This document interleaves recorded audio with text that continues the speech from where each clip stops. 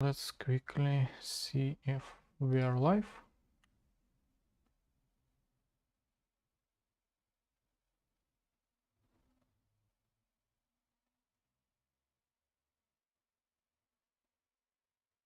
I think we are. So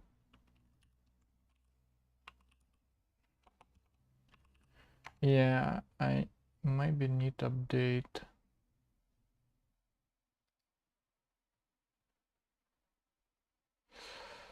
the stream title.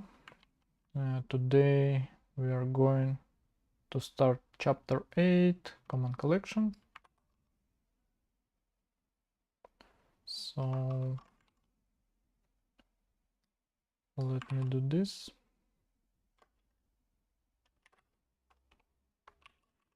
And maybe we will try Rustling after.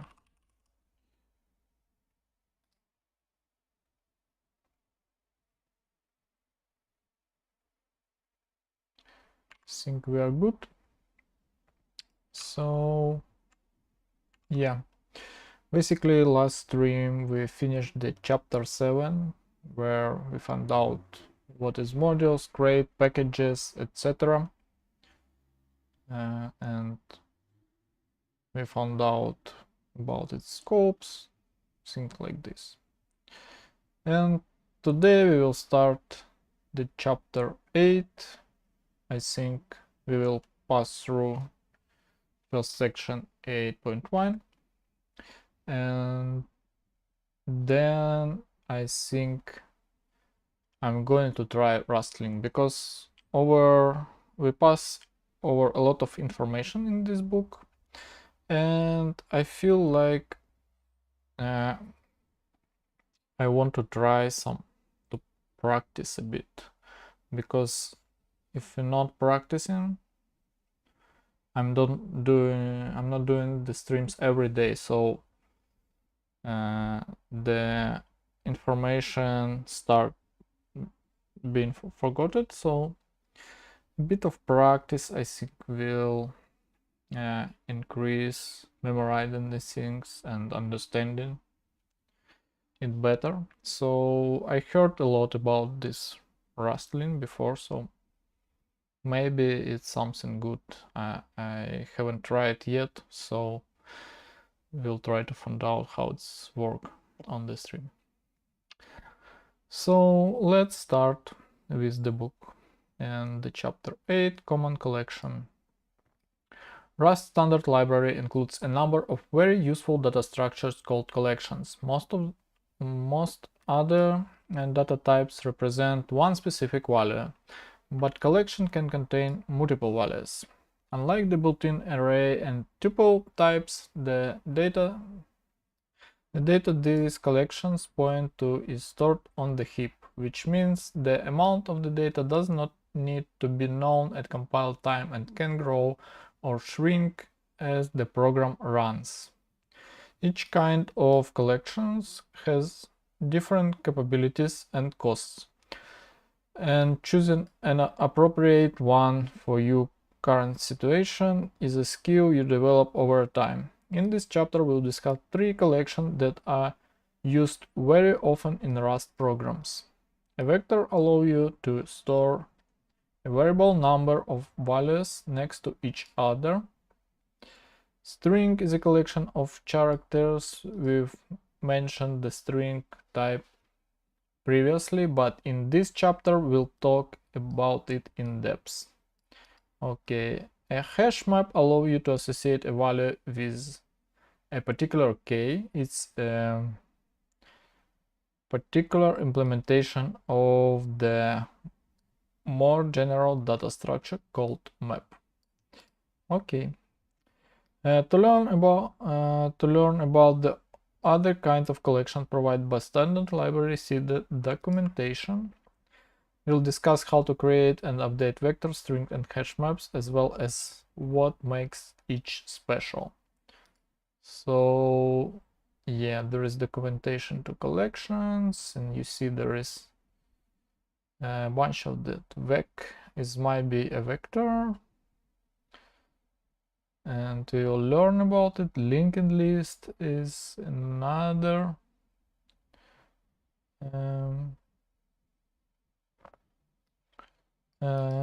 collection. The hash map we will learn. Bit-tree map is different one.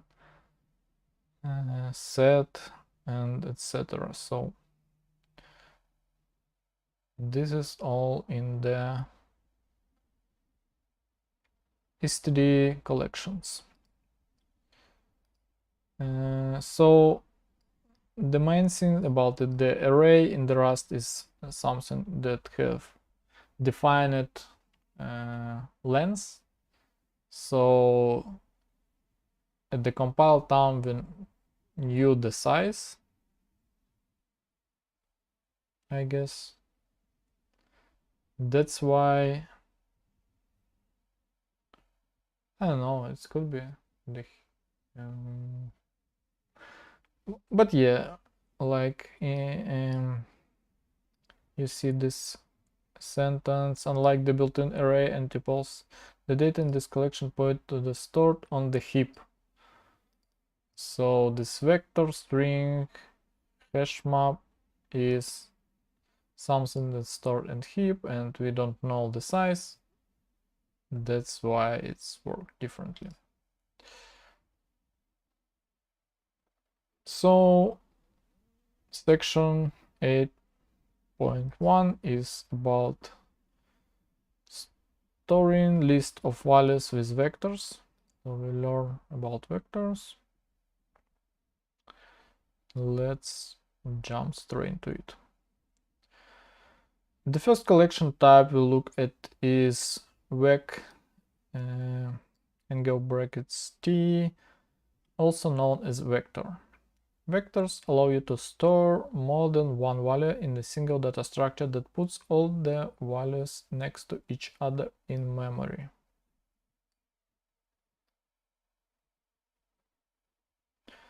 Okay, values stored next to each other in memory. Vectors can only store values of the same type. They are useful when you have a list of items, such as the lines of text in the file or the piece of item in shopping cart. So yeah, it's like alternative to array, but we can mutate, like add something to this array, remove items, etc., as I understand so far. The creating a new vector. To create a new empty vector, we call the vec_new function as shown in listing 8.1. So let's create a new project.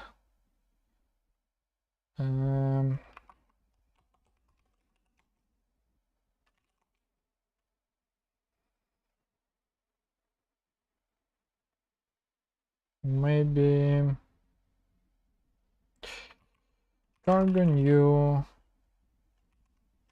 vectors 8.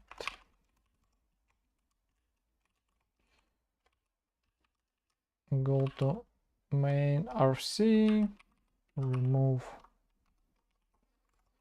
the print, and so let's create a variable vector.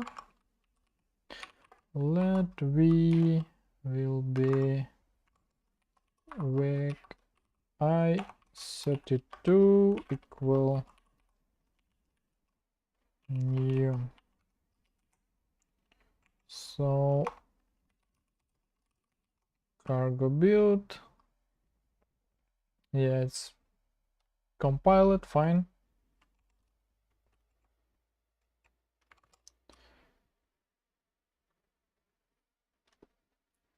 So note that we added a type annotation here because we aren't insert any value into this vector. Rust doesn't know what kind of elements we intended to store. This is an important point. So yeah, we added this type because the vector is empty and there is no values which Rust can use to identify which type it is. So if we have some predefined values, we maybe can drop this I32, and I think we will find out its further in this section. So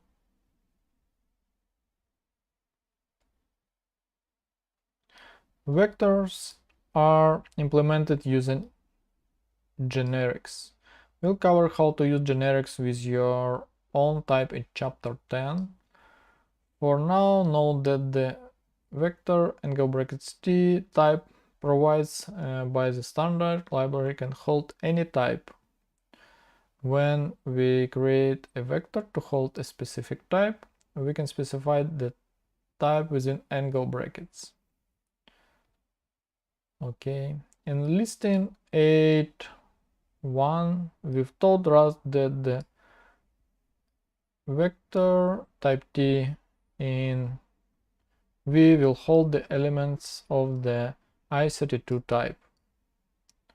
So yeah, basically this is, here we can place the type of our elements if it's cannot be determined by default in Rust. We can actually quickly test. If we remove it, we immediately, sorry,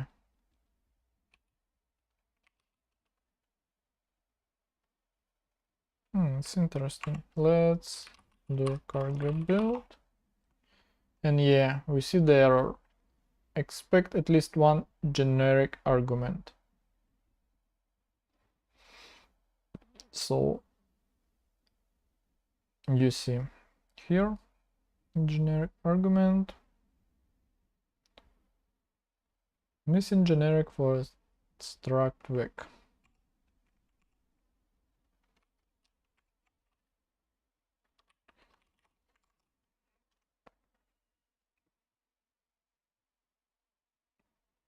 So yeah, let's continue. More often you'll create a vec_t with initial value, and Rust will infer the type of value you want to store. So we rarely need to do this type annotation. Rust conveniently provides the vec exclaim mark. So exclaim mark means it's a macro, which will create a new vector that holds the values you give it. Listing 8.2 creates a new vec I32 that told that values 1, 2, and 3. The integer type is I32 because that's the default integer type, as we discussed in the data type section of chapter 3. Sure, let's try let vec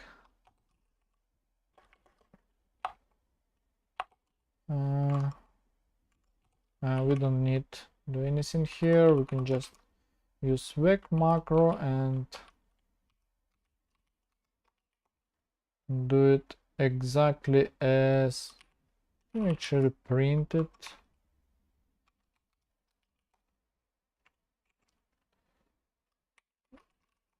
Now let's do cargo run. Yeah, it works.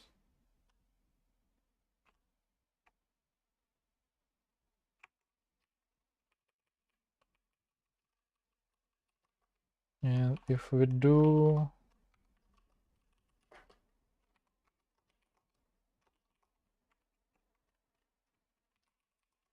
cargo run, yeah, it showed the empty vector.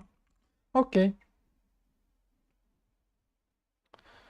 So now, since we have the vector, to create a vector and then add elements to it, we can use the push method as shown in listing 8.3.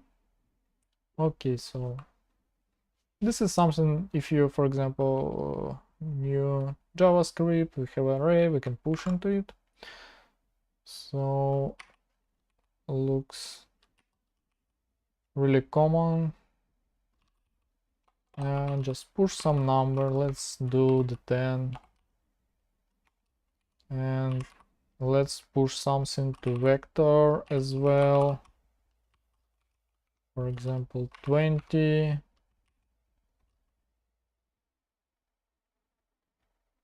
So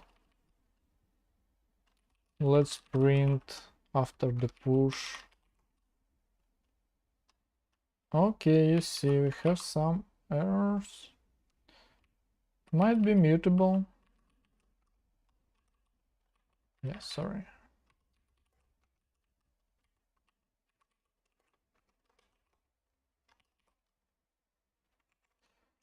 So cargo run, and you see there is before push and after push. Everything is expected.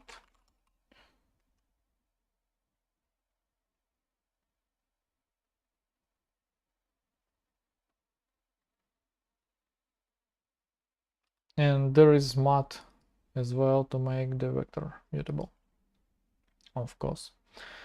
As with any variable, if we want to be able to change its value, we need to make it mutable using the mat keyword, as discussed in chapter 3. The number we place inside are all of the type i32, and Rust infer this from the data, so we don't need the vec i32 annotation. Oh, really? Can we do it like this now? And it will work? So Rust can pick up the type not just from initial value, but uh, from value we used later on. Yeah, this is interesting. I don't think I saw something similar in different languages. But yeah, looks really cool. So, reading elements of the vectors. There are two ways to reference a value stored in the vector, via indexer or using the get method. In the following examples, we are annotated the types of the values that are returned from the functions for extra clarity. Okay. So get method. For the extra clarity. So what we have here? We have a vector created. Well, let's actually just copy this snippet. Maybe delete this code, or maybe not delete, but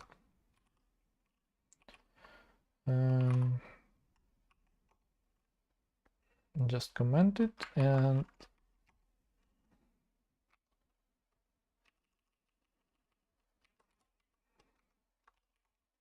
so what is going on here? We have vector i32. Now we can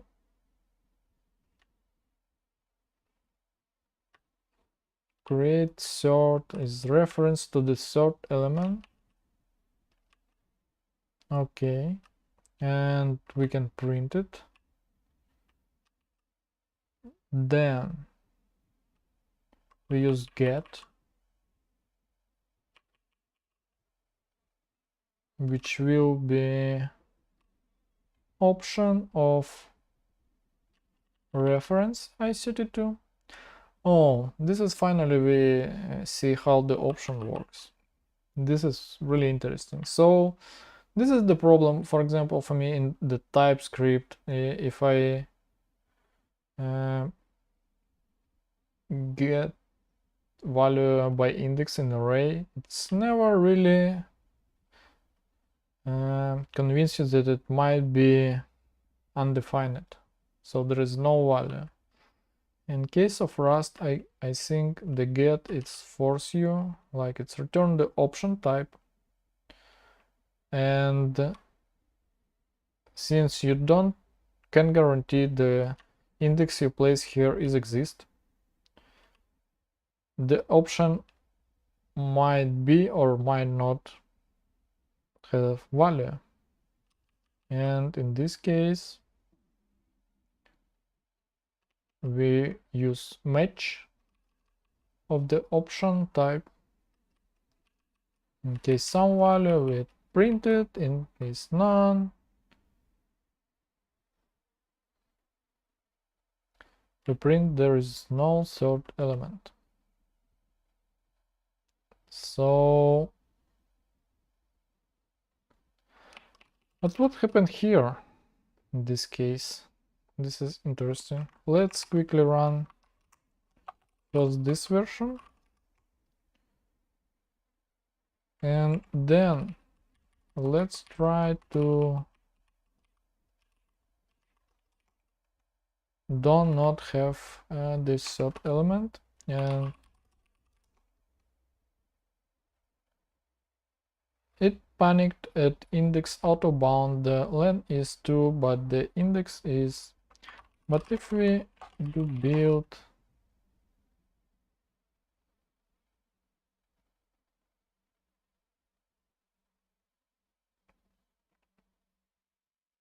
cargo build, everything is fine. So this is actually not quite safe solution, as I see. Trying to assess the index, but we don't really know if it exists. Usually in the program there could be situation which like don't guarantee if the index exists in the array. And if we use get, we have optional type and we are safe. But if we directly access the index, it's not safe anymore. Okay, let's continue with the book. So note a few details here. We use the index value of 2 to get the third element because vectors are indexed by number starting at 0. Okay. Using reference and the square brackets gives us reference to element at the index value. When we use the get method with the index passed as an argument, we get an option that we can use with match. The reason Rust provides these two ways to reference and an element is so you can choose how the program behaves when you try to use an index value outside the range of existing elements. As an example, let's see what happens when we have a vector of 5 elements and then we try to access an element at index 100 with each technique as shown in listing 8.5, which we already did actually. So when we run this code, the first square brackets method will cause the program to panic because it references a non-existent element. This method is best used when you want your program to crash if there is an attempt to access an element past the end of the vector. Okay, this sounds really exciting. Like when you want your program to crash. Do I want my program to crash? In which universe? I'm not really sure. But yeah, it is what it is. When the get method is passed an index that is outside the vector, it returns none without panicking. You would use this method if accessing an element beyond the range of the vector may happen occasionally under normal circumstances. Your code will then have logic to handle having either some or none, as discussed in chapter 6. For example, the index could be coming from a person entering a number. If they accidentally enter a number that's too large and the program gets a non-value, you could tell the user how many items are in the current vector and give them another chance to enter a valid value. That would be more user-friendly than crashing the program due to a typo. So, yeah.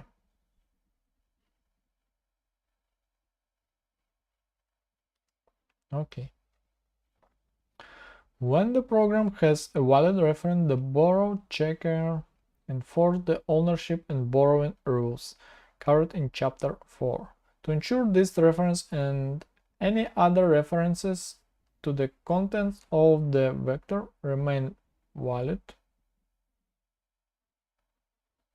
recall the rule that states you can't have mutable and immutable references in the same scope. That rule applies in listing 8.6, where we hold an immutable reference to the first element in a vector and try to add an element to the end. This program won't work if we also try to refer to the element later in function. So create a vector, have a reference to the first element, then push and print. Let's try it.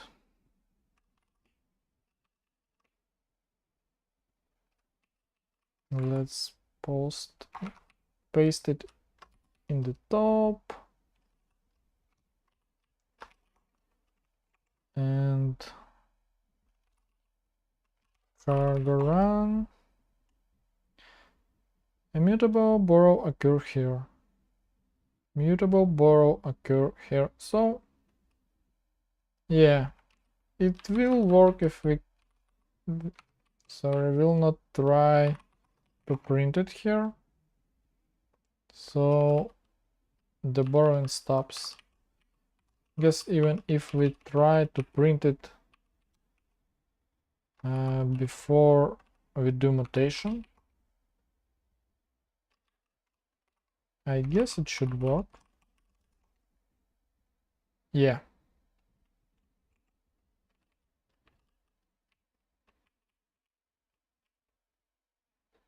Like this is last use of our first, so it's kind of end of life, end of borrowing here.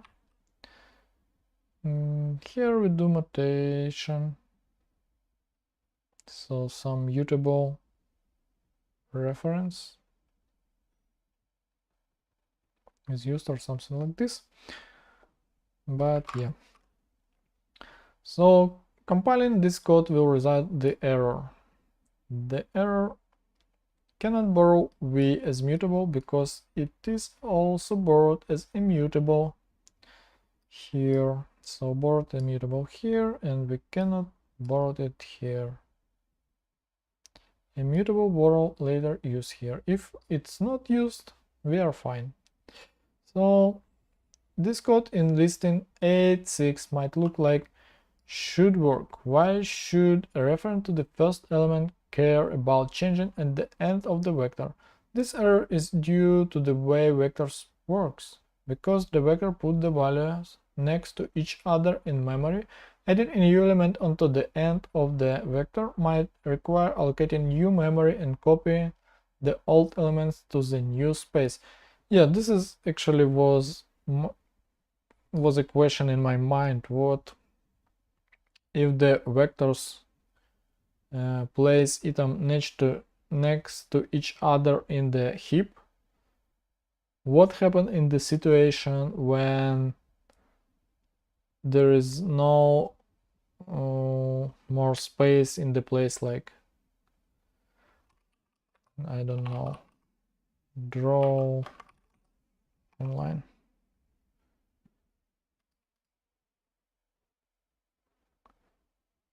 Like we have something like this. It's our vector, and this is the heap,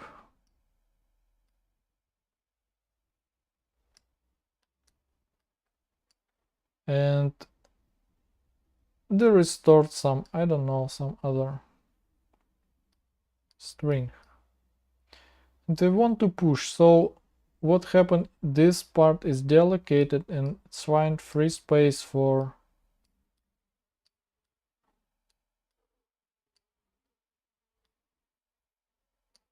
and this is our new vector here. Yeah, now it's clear. So if there isn't enough room to pull all the elements next to each other where the vector is currently stored, in that case, the reference to the first element would be pointing to the allocated memory. The borrowing rules prevent program from ending up in that situation. So yeah, basically, if we have reference to this, like first, so after we pushed, this part is deallocated and this will be invalid. That's why the Rust prevents us from such problems. It just not allowed to do this. So you have stopped to using the first. If you want to use it, you can do it later again. So like this, I guess. Cargo run, and you see no potential problem in such case.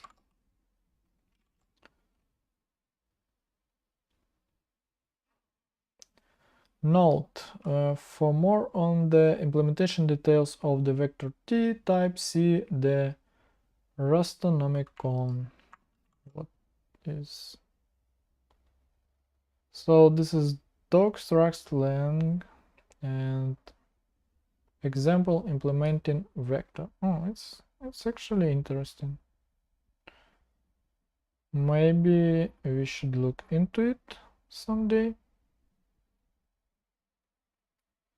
So it's docs nomicon. What is the Rust nomicon? Warren, this book is incomplete, documenting everything and rewriting outdated parts take a while. See the issue tracker to check what's missing, outdated, and if there are any mistakes or ideas that haven't been reported, feel free to open a new issue here. Yeah, this is, look.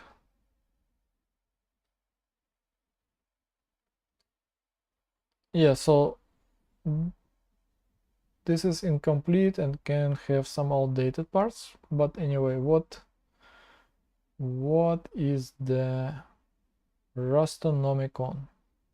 There's so many different books in this docs Rustlang.org. This is, yeah, quite impressive, I would say. Yeah, a lot of works, a lot of documentation, a lot of effort here. So the dark arts of unsafe Rust. The knowledge is provided as is without warranty of any kind. Okay, this is the Rustonomicon digs into all awful details that you need to understand when writing unsafe Rust programs. Okay. We haven't even written saved one, which I guess is default, but yeah, this is something I guess we should take into account when we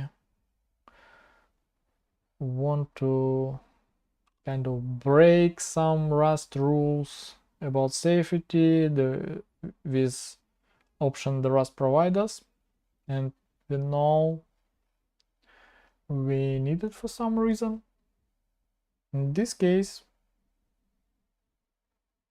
we need to learn this book, I guess, first. So, should you wish a long and happy career of writing Rust programming, you should turn back now and forget you ever saw this book. It's not necessary. Okay.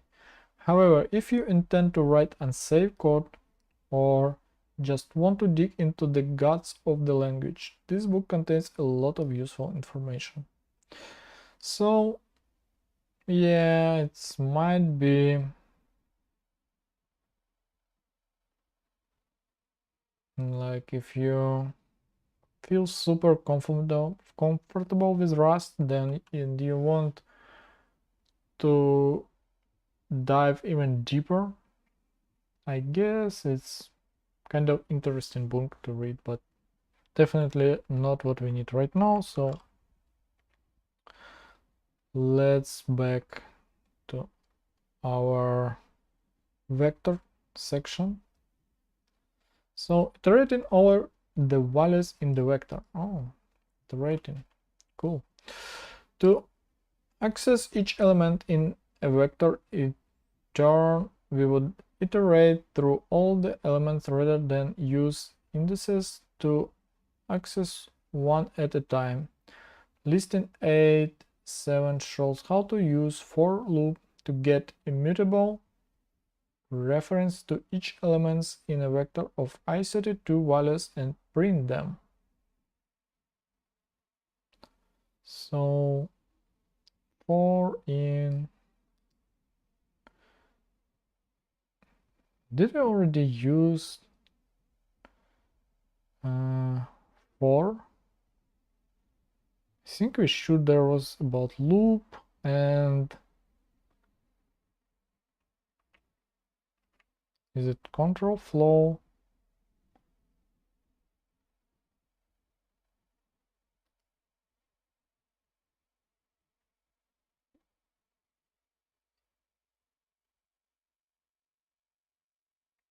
Yeah, there is a loop and there is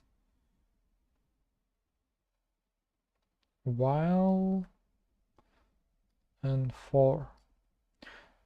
Yeah, I feel I almost lost in my memory already, so that's why I'm going to try Rustling after I finish reading this vector section. Would like to do more practice because, like, yeah, I'm not doing this Rust book every day, just streaming like 3-4 times per week.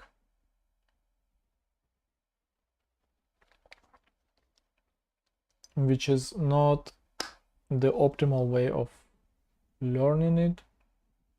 I guess it will be better to do it much faster, but it is the time I have it, so this is my only option right now. But yeah, let's continue. Iterating over the values in a vector. To access each element in a vector in turn, we would iterate through all of the elements rather than use indices to access one at a time. Listing 8.7 shows how to use a for loop to get immutable reference to each element in a vector of i32 values and print them. And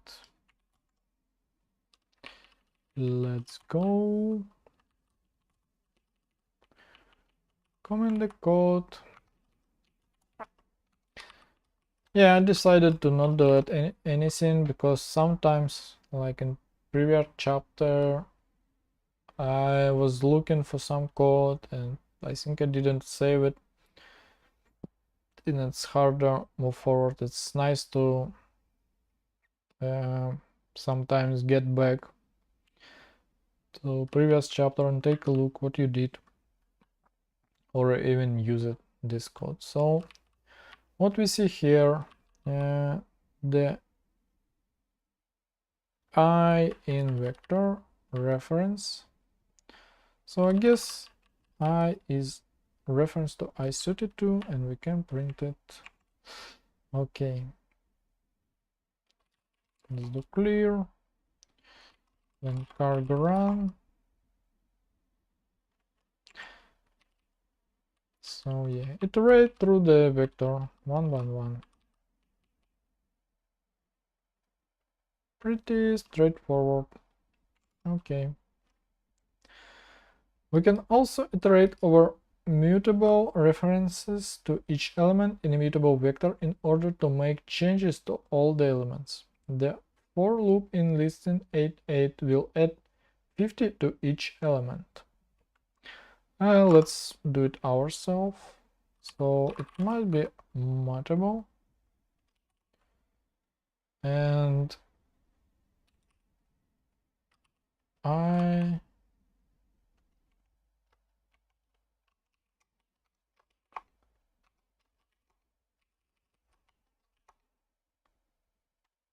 and cannot be applied to the integer, so it must be mut. Yes, no.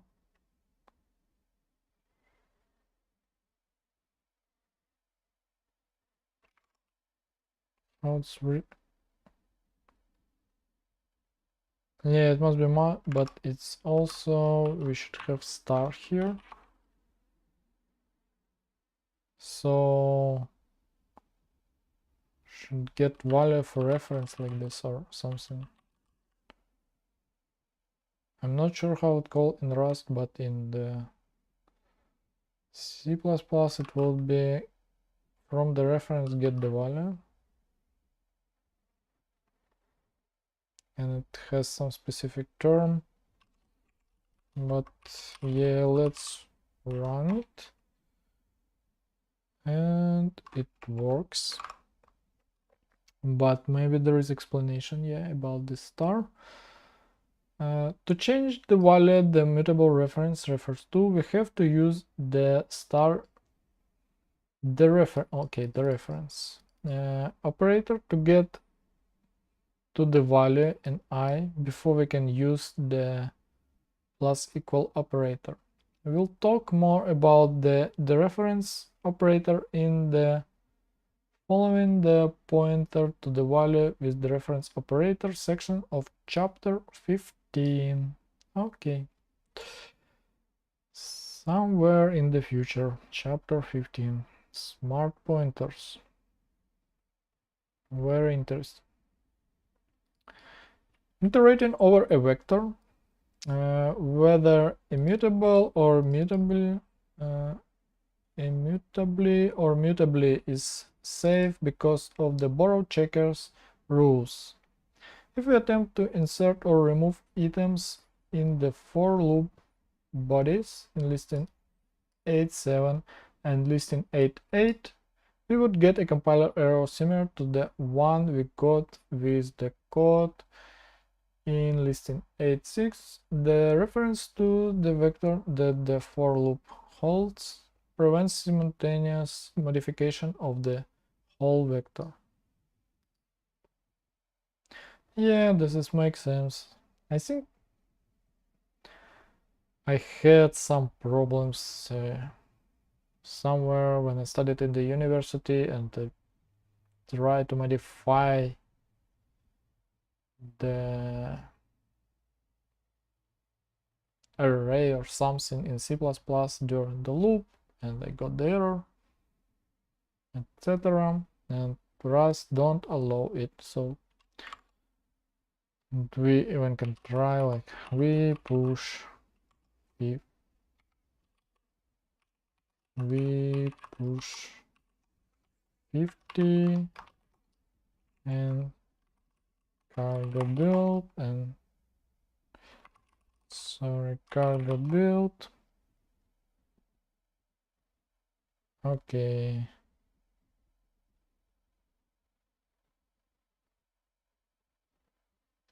first mutable board here and then it's again board.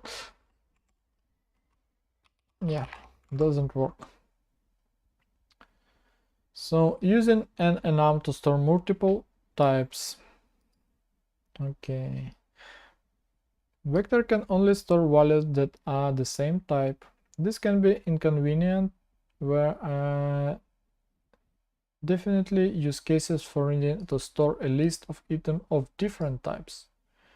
Fortunately, the variants of enum are defined under the same enum type, so when we need one type to represent elements of different types, we can define a use and enum. All right. So for example, say we want to get values from a row in a spreadsheet in which some of the columns in the row contain integers, some floating point numbers, and some strings. We can define an enum whose variants will hold the different value types, and all the enum variants will be considered the same type, that of the enum. Then we can create a vector to hold the enum and so ultimately hold different types. We've demonstrated this in listing 8, 9. So in float text, spreadsheet cell.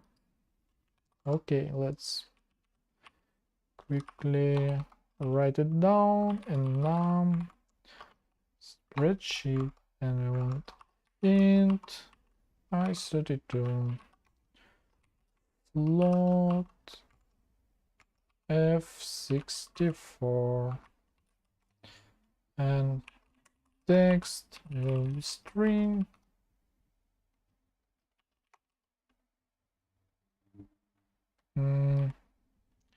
Yeah, uppercase should be here. Then let's comment out this and let's create row with vec macro, then spreadsheet entry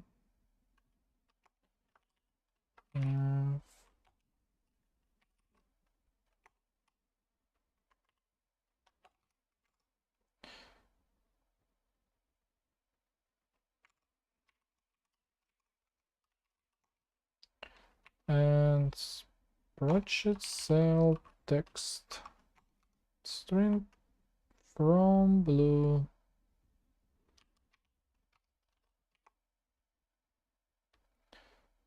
And let's print it out.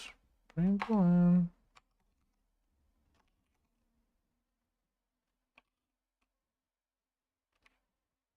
So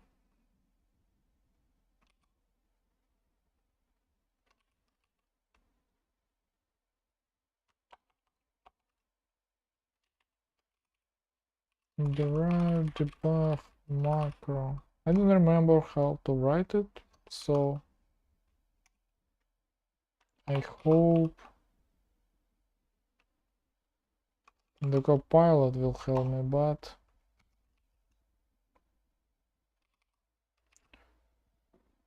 it's not what I'm looking for. So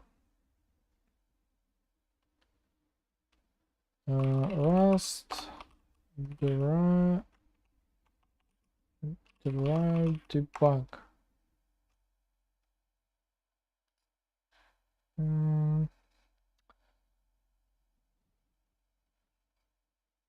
Okay. Hashtag derive square bracket derive debug.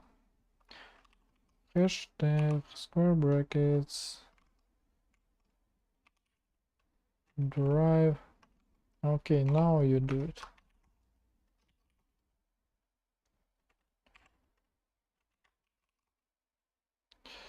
So cargo run, and we got printed our vector with different values. implemented through enum. Okay. So Rust needs to know what types will be in the vector at compile time, so it knows exactly how much memory on the heap will be needed to store each element. We must also be explicit about what types are allowed in this vector. If Rust allows a vector to hold any type, there would be a chance that one or more of the types would cause error with the operations performed on the element of the vector. Using an enum plus a match expression means the Rust will ensure at compile time that every possible case is handled, is discussed in chapter 6. So yeah, again, it's all about the safety. If we exactly specify which type we can use in the enum and then use it in the vector, all cases can be covered by Rust in compile time, and we are in safe world. If you don't know the exhaustive set of types a program will get at runtime to store in a vector, the enum technique won't work. Instead, you can use a trait object, which we'll cover in chapter 17. Okay, this is something close to the end of this book, because final project is chapter 20. 9 is advanced features, and 17 is about of the end. Okay, now that we discussed some of the most common way to use vectors, be sure to review the API documentation for all the many useful methods defined on the vector T. Okay. By the standard library, for example, in addition to push and pop methods, remove and return the last element. So pop method removes and return last element, and let's quickly find it. Yeah, you see the methods, and there is pop method. We can find it, the pop function pop mute self, remove the last element from the vector and returns it, or none if it's empty. If you like to pop the first element, consider using vector dequeue pop front instead. So this is different vector, I guess. Vec dequeue. The default usage of this type is a queue is to use pushback to the queue and pop front to remove from the queue. Extend and append pushed into back in the manner. So yeah, for different use case like this, we have different vector type. Okay, so dropping a vector drops its elements. Like any other struct, a vector is freed when it goes out of scope, as annotated in listing 810. Okay, V goes out of scope and is freed here. This is fine. When the vector gets dropped, all of its content are also dropped, meaning the integer it holds will be cleaned up. The borrow checker ensures that any reference to contents of a vector are only used while the vector itself is valid. Let's move on to the next collection type, string. So the next section is the string, and I'm going to read this section on the next stream. And now I would like to try Rustlings.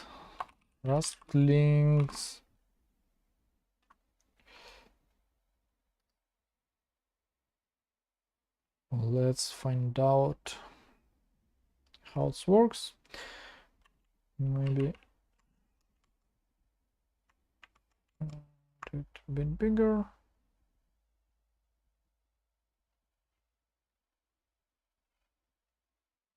Maybe I can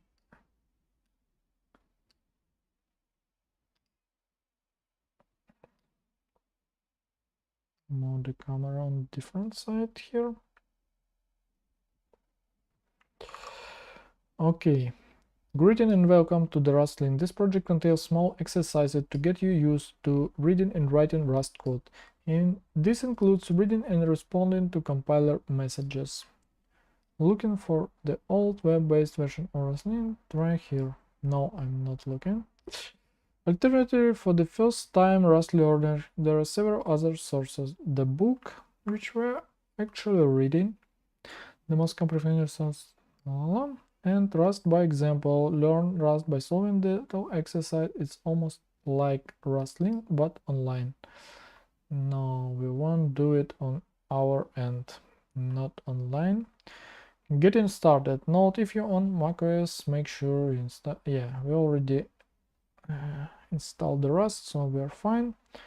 Now macOS Linux, just run. Let's do this.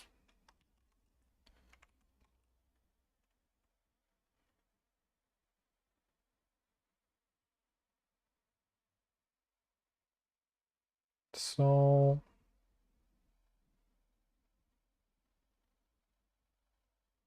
this fiction, while it is, let's look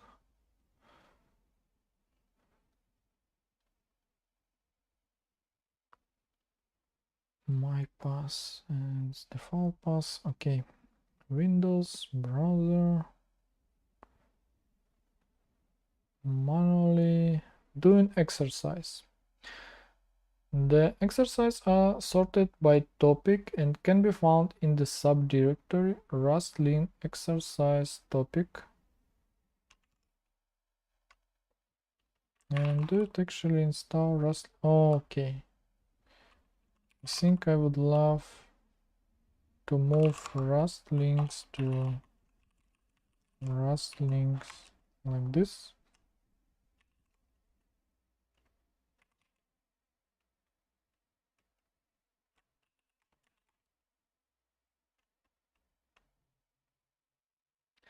And maybe even from the Rust book directory, because it's not Rust book, so Rust links is here.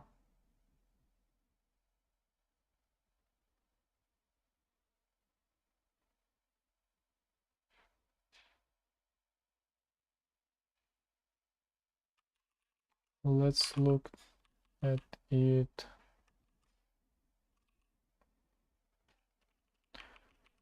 SRC, there is exercise.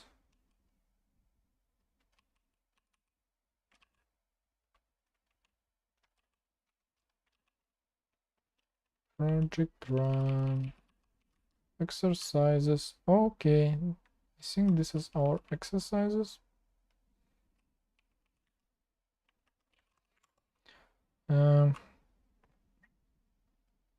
So the exercise is sorted by the topic. It can be found in the subdirectory Rustling exercises topic.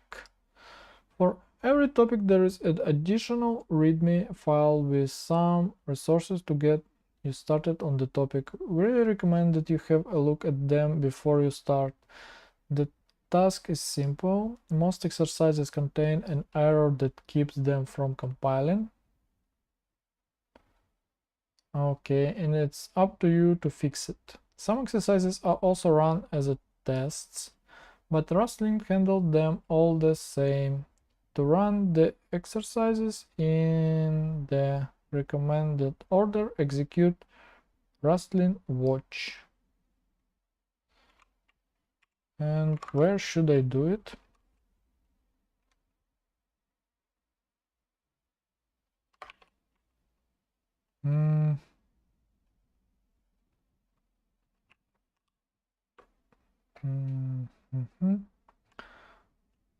Let's create new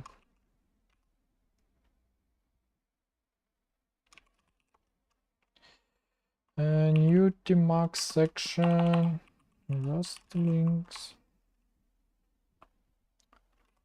about to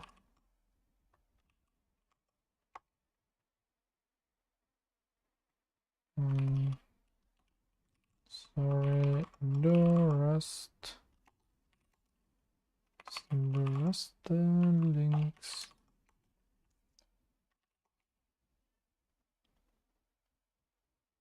So Rustlings watch.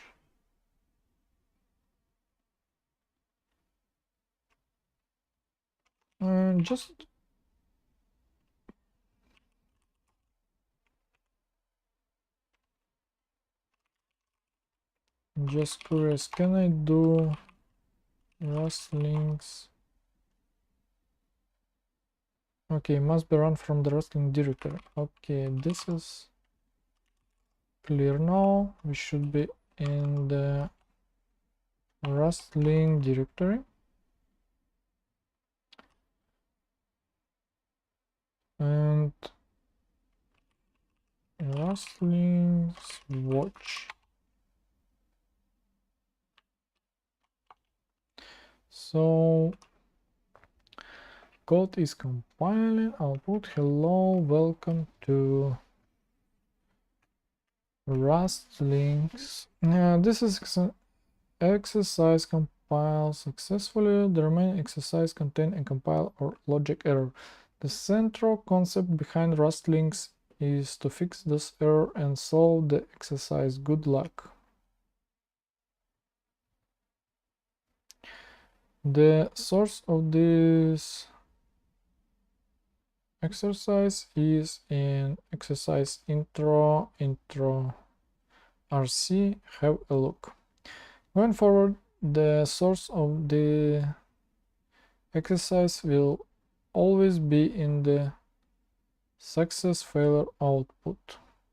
If you want to use Rust Analyzer, Rust's LSP implementation, make sure your editor is set up and then run Rustlings LSP before continuing.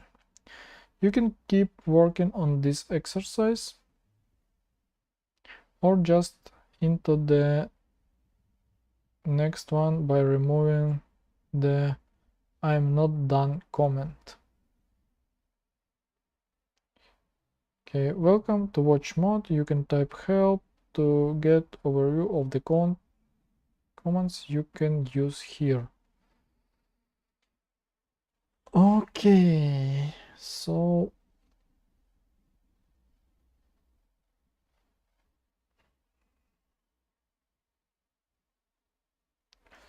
maybe let's split the screen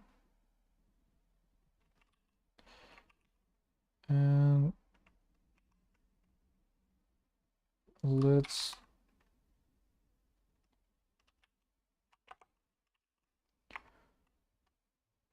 open nvim here and Rustlings watch on the right.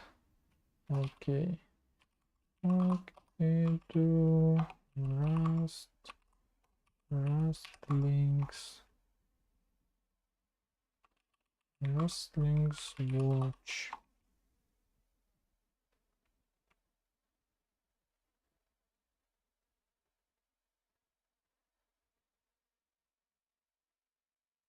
So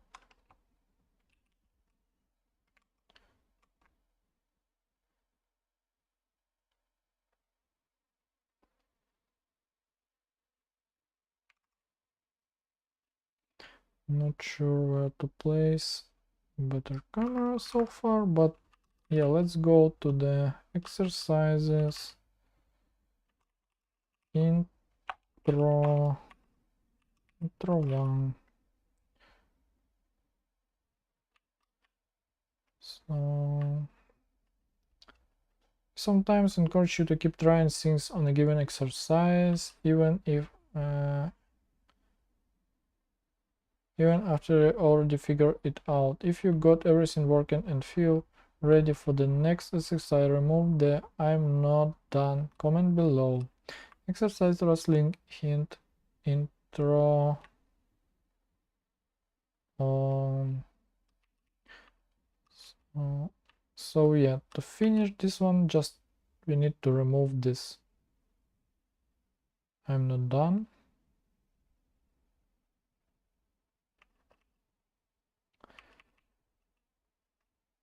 Execute rustling hint intro 1 or use the hint watch subcommand for hint. If you are running this using rustling watch, the exercise file will be reloaded when you change one of the line below. Try to edit print line or try changing what it outputs in your terminal. Try moving a semicolon and see what happens.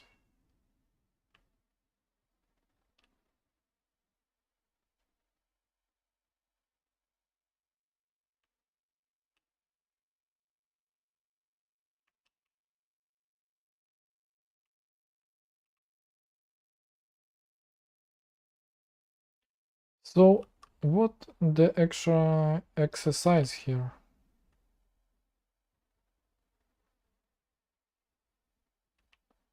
Is it actually exercise or just... Okay, I'm not done. So we need to go to intro 2. Okay, make the code print a greeting to the world. Execute rustling hint intro 2 or use the hint watch subcommand for a hint.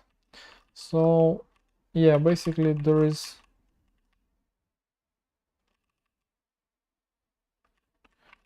do it in several ways, but let's do simple as it is. And we're done with our first exercise, I guess.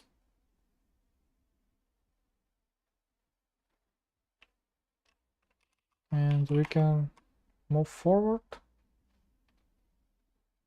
It's quite fun, I guess. Yeah, but this might be not the best place of the camera so far.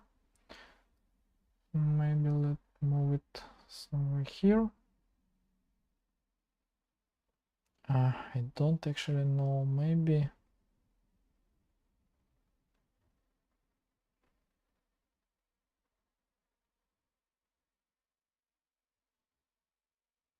Okay, let's put it here for now. And variables 1. Okay. So here's the variables 1. Make me compile. Execute Rust new hint or... okay. So I guess the let is missing here. And we are done.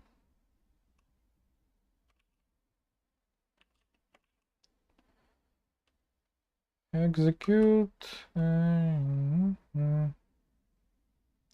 So there is an error. Considering X an explicit type.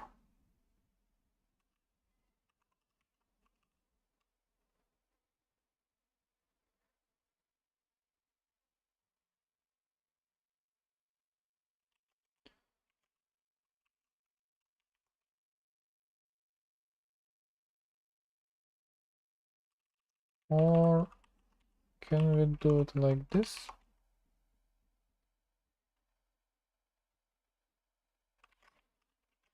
Yeah, we still have to do something like this. Okay, this could be a fast run. So used binding x isn't initialized, yeah, as before.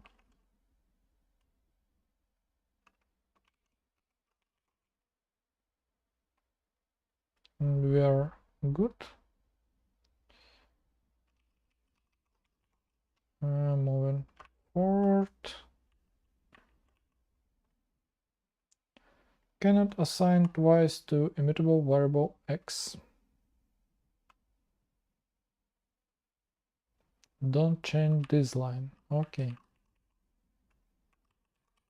So we add mat and we are good. Yeah, this is feel like warm up exercises. Not the real one yet, but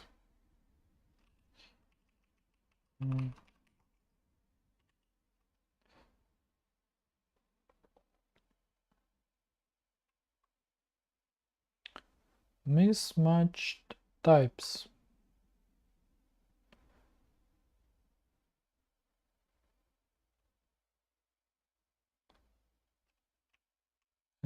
Expected str number 3. Don't rename this variable, don't change this line.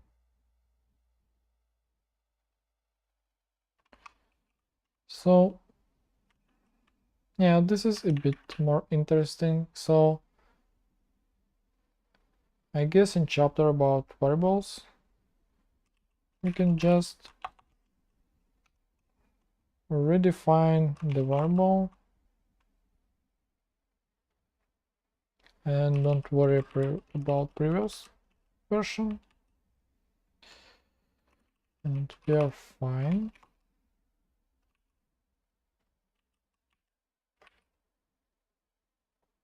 Yeah, at least we are good at variables after reading 7 chapters. Anyway, so number 3 have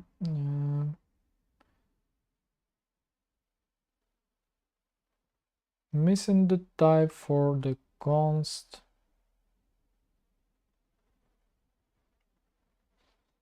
variable.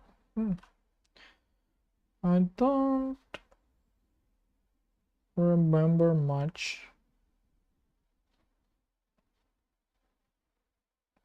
about the const, but if we just add type here, will it solve the issue? Okay. Okay, I think but yeah, let's actually take a look. Let's move maybe camera back here, and I wonder about the constants.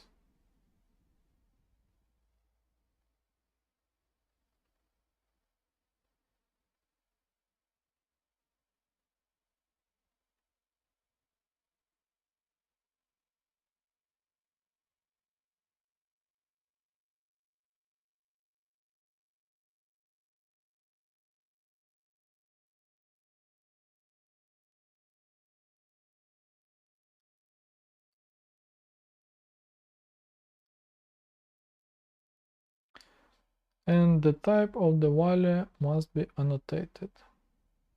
So yeah, this is the rule that the const must be annotated with the type. Okay, I think this is enough. And we're done with variables. We can go to the functions. So cannot find function call me in this scope.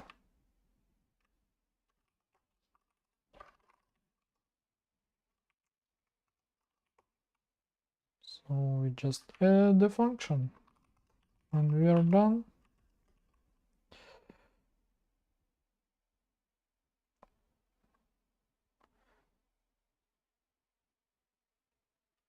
Expected type found. So basically, yeah, there is Rust analyzer said there is an error and we expect the type, and let's do i32 and we are good.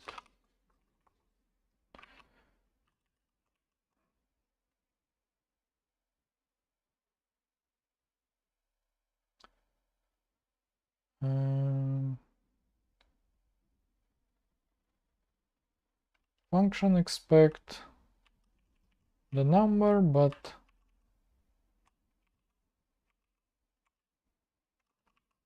unfortunately Rust analyzer did not say anything about it, but I expect it should, but whatever. Let's put some number here and we should be good. Um,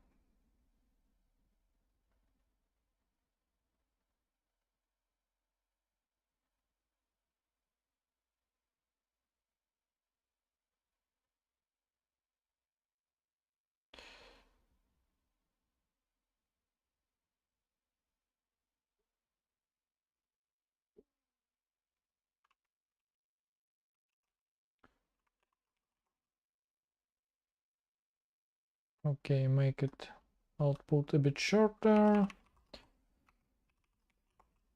We are done. Next function 4.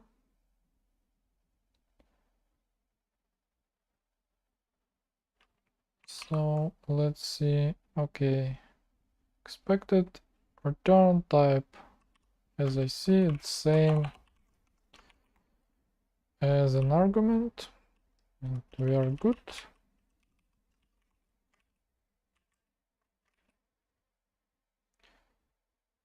Mismatch types.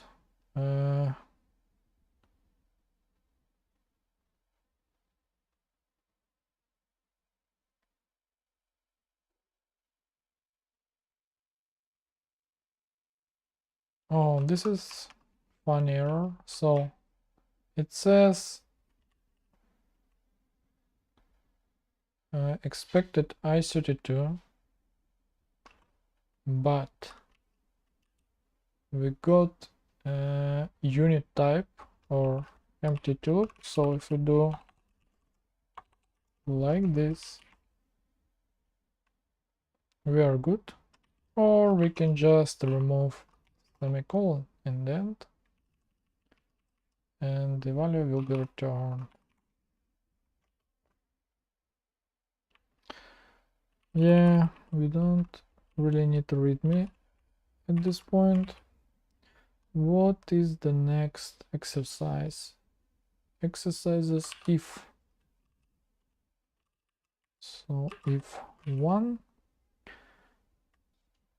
expected i32 found empty. Yeah, sounds something similar.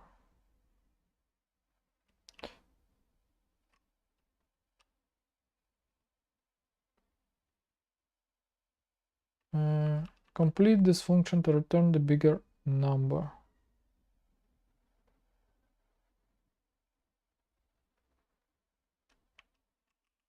So if A bigger than B, then bigger A and B.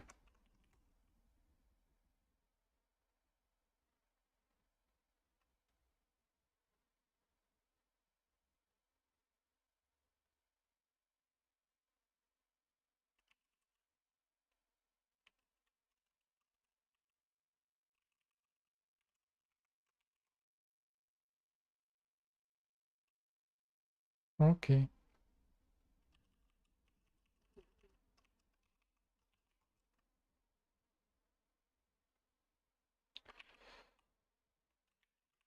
Mm,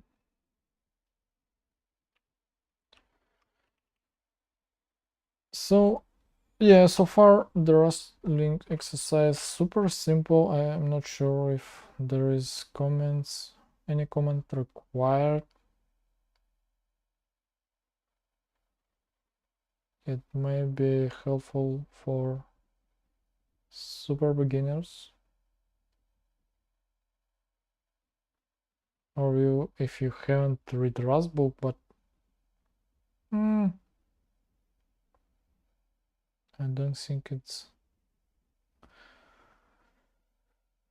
the only way I see good to learn Rust is just read the book. I don't know, it's something about Rust.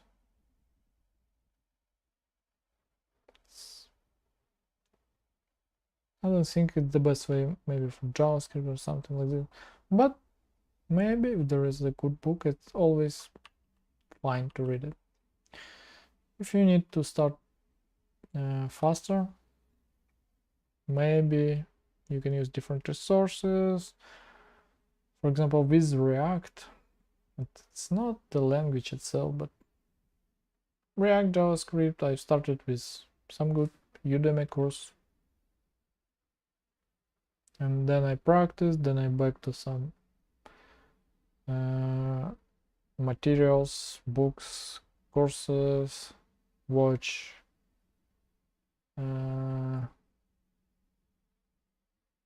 CS50, and there was really good CS50 course about React Native, for example.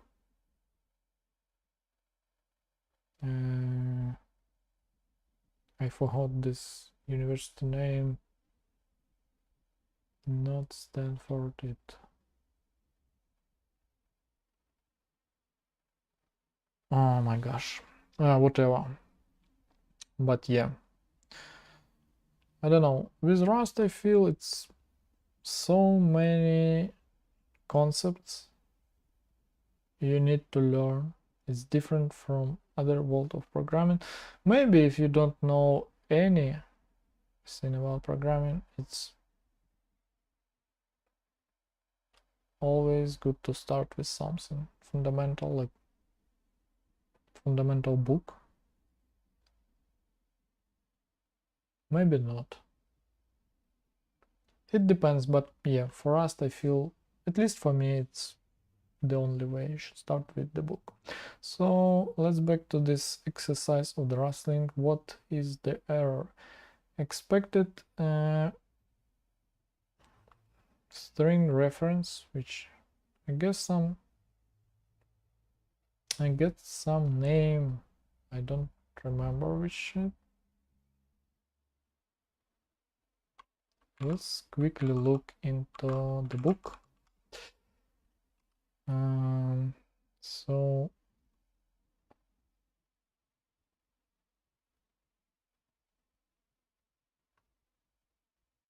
the slice type, and this is, I think,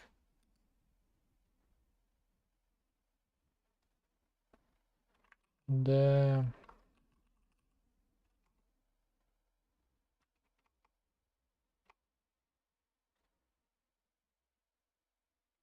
string slices.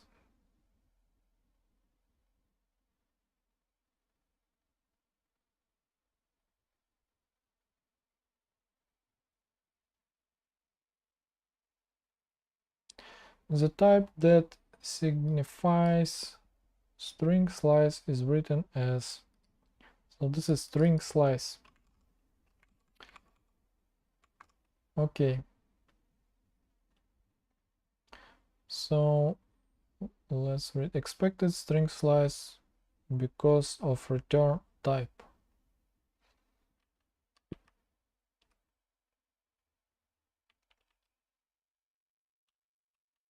And we return 1 here.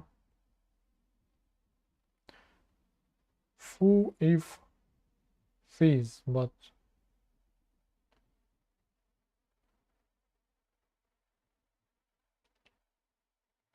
make compile, get the bar for fuzz, and default to bus test passing. So if we pass fees at return foo, and we foo if fees, so we expect to return bar here.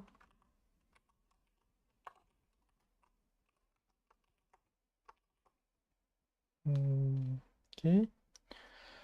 Now default to bus.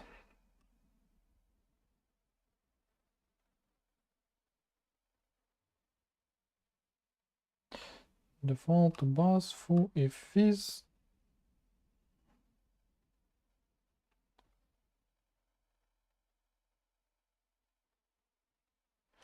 Okay, if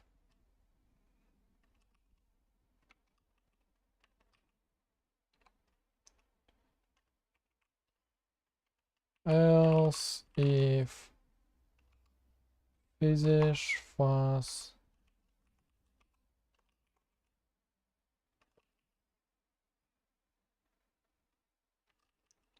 and this is bus, and we are done.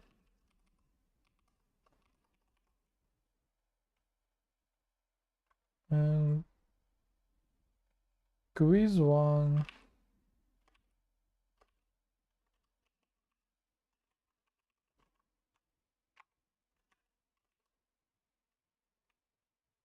So Mary is buying apples. The price of an apple calculated is follows. An apple costs 2 rust bucks. If Mary buys more than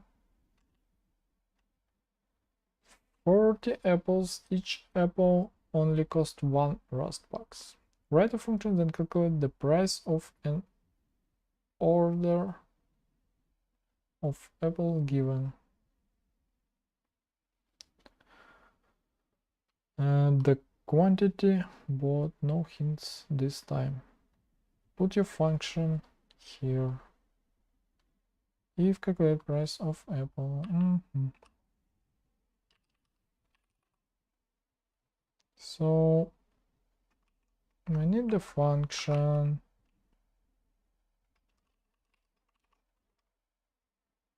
which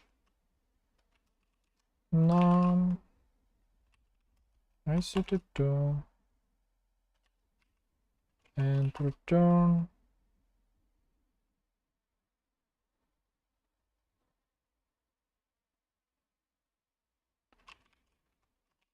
I guess as well. Okay. Now cost 2 bucks.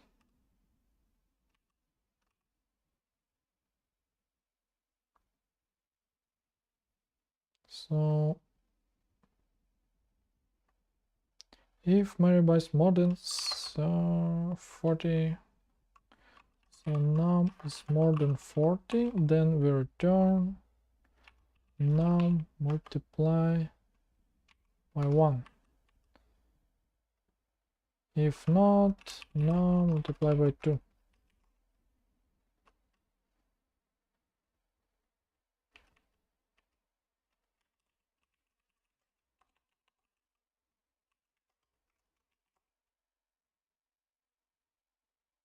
Oh, this is whole quiz. Okay.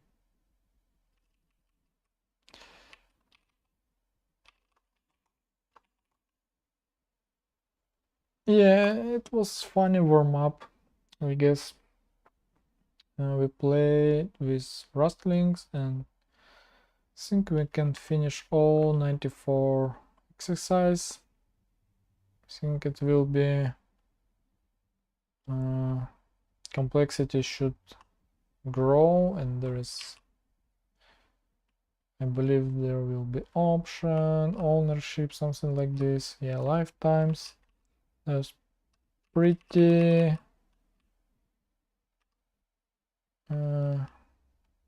interesting concepts. So the vectors are here as well. So we crush it at 1 1 1 on the next streams. today is or yeah, it's like midnight, and I'm going to finish streams. Thank you for watching. See you next time.